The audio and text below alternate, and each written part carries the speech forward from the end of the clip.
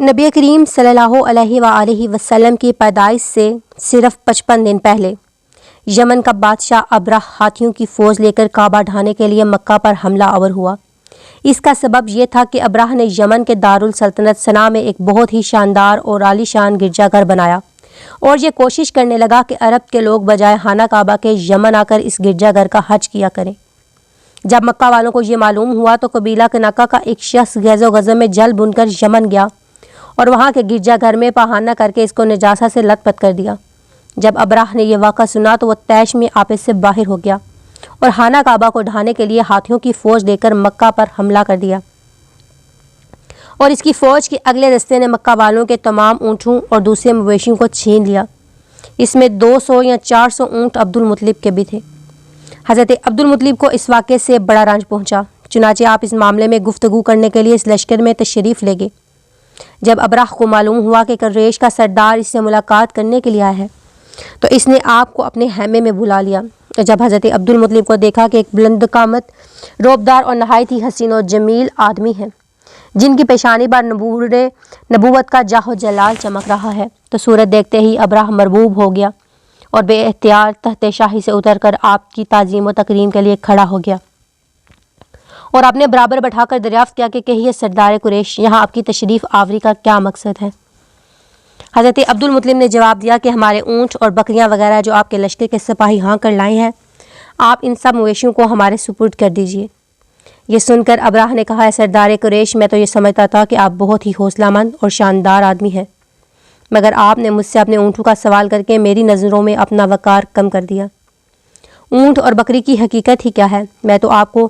کہ کعبہ کو توڑ پھوڑ کر برباد کرنے کے لیے آیا ہوں، آپ نے اس بارے میں کوئی گفتگو نہیں کہی۔ حضرت عبدالمطلب نے کہا کہ مجھے تو اپنے اونٹوں سے مطلب ہے، کعبہ میرا گھر نہیں ہے، بلکہ وہ تو خدا کا گھر ہے، وہ خود اپنے گھر کو بچا لے گا،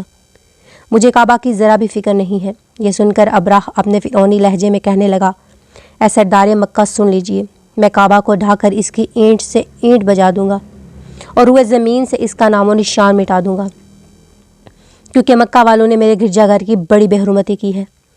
اس لیے میں اس کا انتقام لینے کے لیے کعبہ کو مسمار کر دینا ضروری سمجھتا ہوں۔ حضرت عبدالمطلب نے فرمایا کہ پھر آپ چاہیں جانے اور خدا جانے، میں آپ سے سفارش کرنے والا کون؟ اس گفتگو کے بعد ابرہ نے تمام جانوروں کو واپس کرنے کا حکم دے دیا اور عبدالمطلب تمام اونٹوں اور بکریوں کو ساتھ لے کر اپنے گھر چلے آئے اور مکہ والوں سے فرمایا کہ تم لوگ اپنے اپنے مال مویشی کو لے کر مکہ سے باہر نکل جاؤ اور پہاڑوں کی چوٹیوں پر چڑھ کر دروں میں چھپ کر پناہ لو۔ مکہ والوں سے یہ کہہ کر پھر خود اپنے خاندان کے چند آدمیوں کو ساتھ لے کر خانہ کعبہ میں گئے اور دروازے کا حلق پکڑ کر انتہائی بےقراری اور گریہ آزاری کے ساتھ دربار باری میں اس طرح دعا مانگنے لگے، اے اللہ، بے شک ہر شخص اپنے اپنے گھر کی حفاظت کرتا ہے، لہٰذا تو بھی اپنے گھر کی حفاظت فرما اور صلیب والوں اور صلیب کے پجاریوں کے مقابلے میں اپنے اطاعت شاروں کی مدد فرما۔ حضرت عبدالمطلب نے یہ دعا مانگی اور اپنے خاندان والوں کو ساتھ لے کر پہاڑ کی چوٹی پر چڑھ گئے اور خدا کی قدرت کو جلوہ دیکھنے لگے۔ ابرہ جب صبح کو کعبہ ڈھانے کے لیے اپنے لشکر جرار اور ہاتھیوں کی رفتار کے ساتھ آگے بڑھا اور مقام مغص میں پہنچا تو خود اس کا ہاتھی، جس کا نام محمود تھا، ایک دم بیٹھ گیا۔ ہر چند مارا اور بار بار للکارا مگر ہاتھی نہیں اٹھا۔ اسی حال میں قہر الہی ابابیلوں کی شکل میں نمودار ہوا اور ننھے ننھے پرندے جھنڈ کے جھنڈ میں، جن کی چونچوں اور پنجوں میں 3 کنکریاں تھیں، سمندر کی جانب سے حرم کعبہ کی طرف آنے لگے۔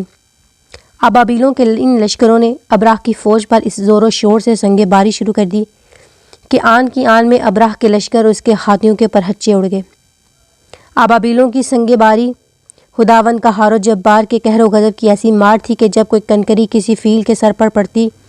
تو وہ اس آدمی کے بدن کو چھیدتی ہوئی ہاتھ کے بدن سے پار ہو جاتی۔ ابرہ کی فوج کا ایک آدمی بھی زندہ نہیں بچا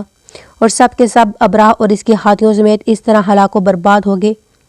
کہ ان کے جسموں کی بوٹیاں ٹکڑے ٹکڑے ہو کر زمین پر بکھر گئی۔ چنانچہ قرآن مجید کی سورہ فیل میں خداوند قدوس نے اس واقعے کا ذکر کرتے ہوئے ارشاد فرمایا کہ آپ نے دیکھا ہے اپنے رب نے ان ہاتھی والوں کا کیا حل کر ڈالا اور ان کے داؤں کو تباہی میں نہ ڈالا اور ان پر پرندوں کی ٹکڑیاں بھیجیں تاکہ انہیں کنکر کے پتھروں سے مارے تو انہیں چبائے ہوئے بھوس جیسا بنا ڈالیں۔ جب ابرہ اور اس کے لشکر کا یہ انجام ہوا تو عبدالمطلب پہاڑ سے نیچے اترے اور خدا کا شکر ادا کیا۔ ان کی اس کرامت کا دور دور تک چرچا ہو گیا اور تمام اہل عرب ان کو ایک خدا کے رسیدہ بزرگ کی حیثیت سے قابل احترام سمجھنے لگے۔